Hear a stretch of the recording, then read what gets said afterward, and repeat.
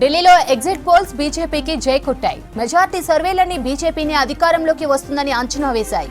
BJP 35 నుంచి 40 స్థానాలు గెలుస్తుందని, ఆమ్ ఆద్మీ పార్టీ 20 నుంచి 30 స్థానాలు గెలుస్తుందని చెప్పింది.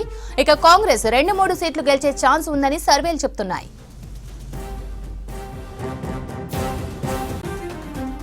ఢిల్లీలో ఎగ్జిట్ పోల్స్ బీజేపీకి జై కొట్టాయి. మెజార్టీ సర్వేలన్నీ బీజేపీని అధికారంలోకి వస్తుందని అంచనా వేశాయి.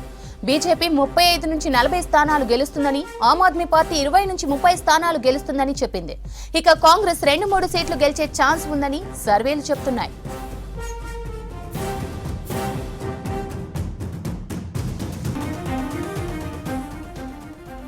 ఢిల్లీలో అసెంబ్లీ ఎన్నికల పోలింగ్ ముగిసింది. మొత్తం 70 ఎమ్మెల్యే స్థానాలున్న ఢిల్లీలో 36 స్థానాల్లో గెలిచిన పార్టీ అధికారం చేపట్టనుంది.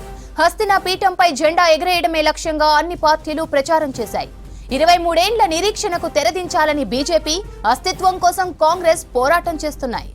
ఢిల్లీ ఎన్నికల్లో అన్ని పార్టీల నేతల మధ్య మాటల యుద్ధం నడిచింది. ఉచిత హామీలు, యమునా కాలుష్యం, లిక్కర్ స్కామ్ ప్రచారాన్ని రసవత్తరంగా మార్చింది. సామాన్యుడికి అధికారం అంటూ 2012లో అనూహ్య రీతిలో గెలిచిన ఆప్ కాంగ్రెస్ తో కలిసి ప్రభుత్వం ఏర్పాటు చేసింది.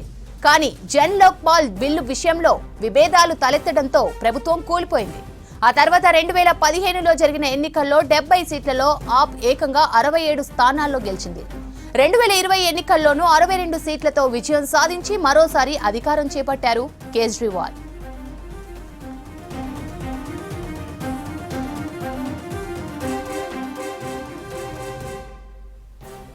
ఢిల్లీ ఎన్నికల ప్రచారంలో బీజేపీ, ఆర్ఎస్ఎస్ తో పాటు ఎన్నికల సంఘాన్ని టార్గెట్ చేశారు కేజ్రీవాల్.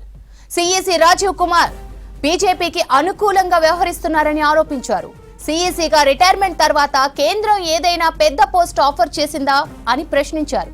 అలాగే యమునా నది కాలుష్యంపై పొరుగు రాష్ట్రం హర్యానా కారణమంటూ ఆరోపణలు చేశారు. యమునా నదిలో విషం కలుపుతున్నారంటూ హర్యానా ప్రభుత్వాన్ని నిందించారు. ఢిల్లీ ప్రజల ప్రాణాలను హర్యానా ప్రమాదంలో పడవేస్తుందంటూ ప్రచారం చేశారు కేజ్రీవాల్. ఢిల్లీ పీఠంపై కాషాయం జెండా ఎగురవేయడమే లక్ష్యంగా ఎన్నికల ప్రచారం చేసింది బీజేపీ.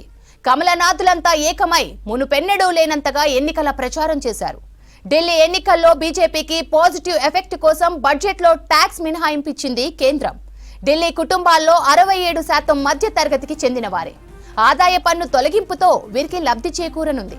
దీంతో మధ్యతరగతి ప్రజలు, ఉద్యోగుల ఓట్లపై బీజేపీ భారీగా ఆశలు పెట్టుకుంది. మరోవైపు ఉనికి కోసం పోరాడుతున్న కాంగ్రెస్ పార్టీ కూడా పెద్ద ఎత్తున ప్రజల్లోకి వెళ్లింది. కాంగ్రెస్ అగ్రనేతలు ఖర్గే, రాహుల్ గాంధీ, ప్రియాంక గాంధీతో పాటు తెలంగాణ సీఎం రేవంత్ ముఖ్య నేతలతో ప్రచారం చేయించింది. కాంగ్రెస్ పోటీ చేస్తున్నప్పటికీ అంతగా ప్రభావం చూపే అవకాశం లేదని తెలుస్తోంది.